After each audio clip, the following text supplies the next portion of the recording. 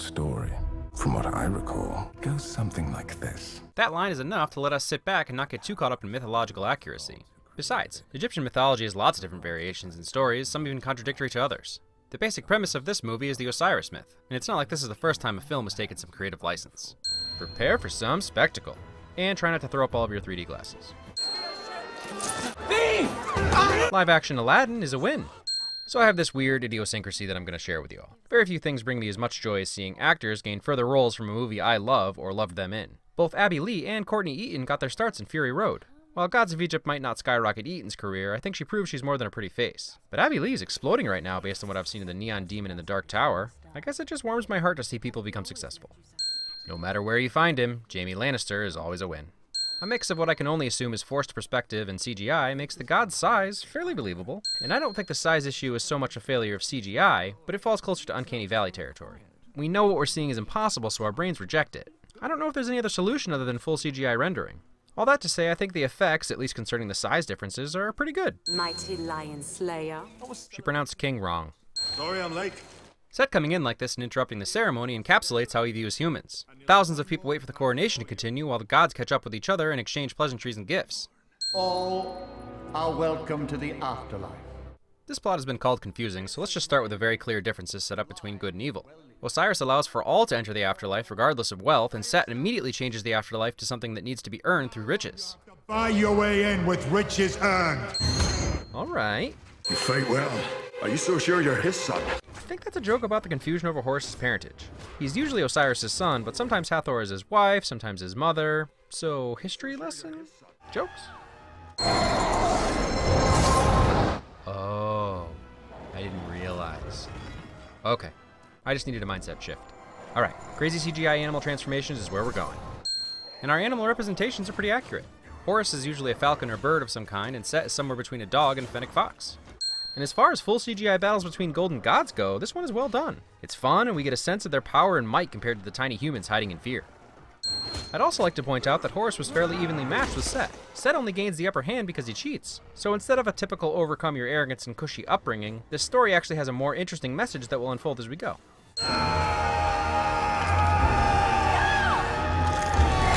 Brutal. Saving your friend. Can you steal all Egypt away from Set? I mean, kind of. I have to miss you. I'm your prisoner after all. Honesty. Hathor does a good job of balancing the bizarre line between being the goddess of love while playing your part to stay alive, and staying faithful to Horus while waiting for the right time to turn.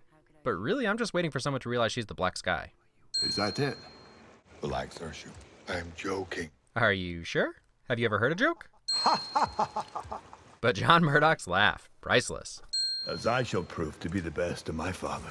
Obviously, there was a lot of backlash for the whitewashed cast, which Proyas actually apologized for, and also the Scottish Gerard Butler. Accent aside, he's a great cast for the villain god with his booming bass and condescending tone. Now that's an efficient way to hoard treasure. Impressive booby trap trigger. Beck makes Catherine Zeta-Jones look clumsy. Thank goodness Beck subscribes to the Scrooge McDuck theory of treasure hardness. Anti-stormtrooper aim. And it was at that moment that Beck thanked the gods for his dedication to early morning Pilates. So take your fill of gold. Sharing your gold with your buddies. I just don't hate these transformations. If I could turn into another being, I'd definitely be a solid gold flying man-bird. Yeah, I can safely say that. I'm obviously not an Egyptian mythology scholar, so if this is part of the story of Ra, forgive my ignorance. I don't remember being taught about this, but Ra pulling the sun around with a giant tether connected to his spaceship is fantastic. It's a perfect literal assumption about how the sun would function. Love it. Oh, now I'm starting to get it. This movie laughs in the face of Pan's over-the-top anti-gravity sailing. It's trying to make Zardoz look like a historical epic. You shall never feast on my creation. Defending your creation. Nothing can fulfill me. That's why Ra was wise to ensure you would never have a child. A little look into the real issues Set is dealing with. Circular reasoning, to say the least. Denying Set the ability to produce an heir may have set him on this path. Yep, that's pretty awesome. Something about this reminds me of Halo. Like the original Halo Combat Evolved. I can't decide if that's a good thing or not. I'm going to say it is. A little life-saving ingenuity. Nope. Ra told me I was on a journey, and if I reach the end, I will be mighty again. How does it end? With vengeance. While it technically does end with vengeance, it's not how he gets his power back. So there's a bit more going on with these gods below the surface. It ends with my spear through Set's skull. But yeah, that's pretty accurate. We've established that not all the CGI in this movie was created equal, but the snakes are awesome. Extremely detailed and intimidating. And their fire breath has a liquidy napalm look to it that's a nice touch. I must strike the weak spot from behind. And how do you know they have a weak spot? I don't, but they must, right? Haha, a little wink to our target demo for this movie. If you get it, you're on the inside. And if you don't, it's just a reference to video game bosses. Sorry, I ruined it. Badass good girl. You are so very cold. Warm yourself. I command you. Now that's awesome. Saving your friends in an especially creative way using your god abilities. I know Nikolai's voice isn't quite gruff and raspy enough, but anyone else think he'd be an alright young big boss for the Metal Gear movie we're almost definitely going to get someday and I'm not at all being sarcastic about? I'm so sorry. All of our leads pretty much know what kind of movie they're in, but every once in a while a sincere moment like this one from Hathor sneaks through. It's lettuce! I wouldn't discount its importance there, Horace. The inside of Set's pyramid is another imaginative little CGI puzzle, and the Prince of Persia does a pretty good job of selling it. It might seem like the effects are all I have to praise about this film, but, the Sphinx, really, I just like the Sphinx. Sphinxy the Pooh. Well, at least they embrace the racism, I guess. Killing the token black god in a movie about Egypt. No, I'm removing a win. Come on, guys. I admire someone who doesn't let death stand in his way. But... Mercy. Mistress, you are still as lovely as the first dawn. I haven't given Anubis any credit yet, and he's awesome. His voice and dialogue delivery, his appearance, his unflappable blasé attitude. I'm surprised he doesn't wear sunglasses. Anubis is a win. Self-sacrifice. What kind of crappy guidance counselor do you have to end up with this job? Still, job security. People always be dying.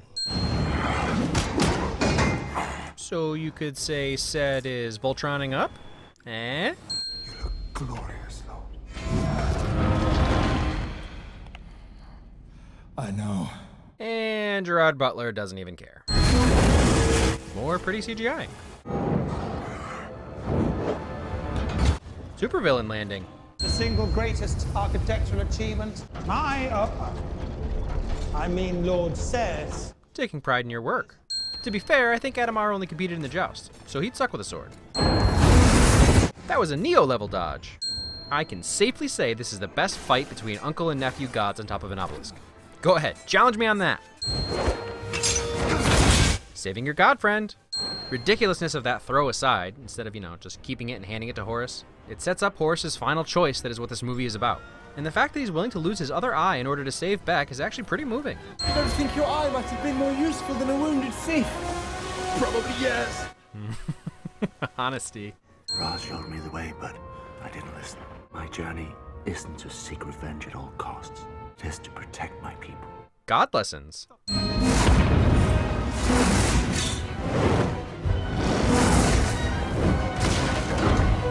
Epic Golden God's final showdown is epic. I won't make that mistake. Deadpool would approve. Beast! Saving Egypt. Ask whatever you will. The winds will do your bidding. I want nothing except what's impossible for me to get. Selfless acts. Who wouldn't want the winds doing their bidding? Night is always coming. You pronounced winter wrong. Love. Toth is alive. The afterlife must be earned not with gold, but by good deeds, compassion, and generosity. All good things to strive for. Yeah, that's a pretty shot. I'm not going to tell you this is a great movie. You know me well enough to know that that's not what I do. I do imagine it was pretty fun in 3D. But this movie is a perfect example of critic after critic saying the same thing about a film. Plot was a mess, motivations made no sense, acting was terrible and flat. CGI was, well, some of the CGI. But I just get the feeling that after the first review was written, the subsequent critics didn't actually watch the movie. Maybe they sat in front of a screen playing the movie while scrolling through Twitter? Maybe? And then they reworded the reviews they'd already read and collected their check. Again, this movie is not high art. It wasn't trying to be, but you couldn't follow the plot? You really didn't understand why Set wanted the throne of Egypt? And while it was spelled out pretty clearly, does he even need a reason? I believe that Alex Proyas has always tried to be original. The Crow obviously stands out as his most appreciated work, although Dark City is extremely underrated, mostly because The Matrix overshadowed it a year later with a similar but slightly more accessible plot and overall feel. But go watch The Crow. Drop that movie into theaters now and tell me it wouldn't bomb. And not because of 90s music and a dated feel or because of its silly effects. It's super cheesy and has a pseudo-dark tone that would be laughed right out of theaters. Not to speak ill of the dead, but had Brandon Lee not died during production, it may have disappeared into the nothingness that will surely befall Gods of Egypt. And I love The Crow. It's laden with satire, and to me it's so self-aware it works on multiple levels. I'm not saying Gods of Egypt is anything compared to The Crow, don't misunderstand. It just seems sometimes critics don't understand that movies can offer enjoyment of different kinds. Maybe Alex Proyas has lost it. Maybe he never had it. You all already know how I feel about iRobot. But I can safely say this movie was made for a very particular niche demographic of people. A commenter in one of the reviews I read said it best. Okay, but does it make popcorn taste better while watching it? Sometimes that's all I ask for. And that's it. Goofy, self-indulgent, way over the top CGI that drifts into video game territory, potentially extremely racially insensitive. Oh yeah? Just straight up racist? Okay, so I won't defend the whitewashing. Egyptian gods shouldn't be mostly white. But as much as this movie was about Egypt, it really wasn't. It was just a framework.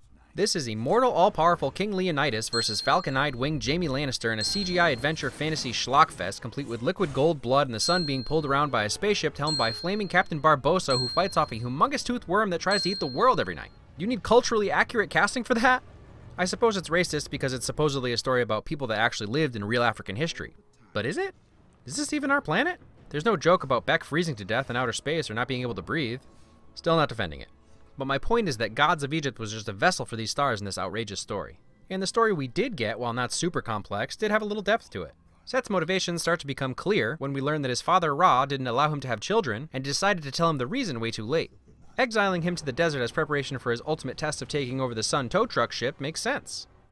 We know that Osiris passed his test by relinquishing the throne, and the real heart of this movie is Horus learning the importance of human virtues like compassion, kindness, self-sacrifice, and protecting his people. The moment he chooses his friend over power is the moment he actually gains true power. Sure, it's a story that's been told 100 times before. Simpsons did it, but overlaying it on top of this bright and imaginative pre-Egypt Egypt makes for a fun ride. Watch it if you want your popcorn to taste slightly better. Speaking of the story, another complaint I keep seeing is that it deviated too far from accepted mythology. All I can say is that if you're confused as to why Proyas didn't stick more strictly to the source material, go ahead and read up about Horus and Set's conflict involving some lettuce. Or actually, don't. Let's just say it wouldn't have adapted well. Or at the very least would have required a different rating. And probably would have ended all careers involved. Or moved them in a different direction, I guess. The Egyptian gods were weird. Well, can you make it any taller? Taller? Yes, it's a simple question.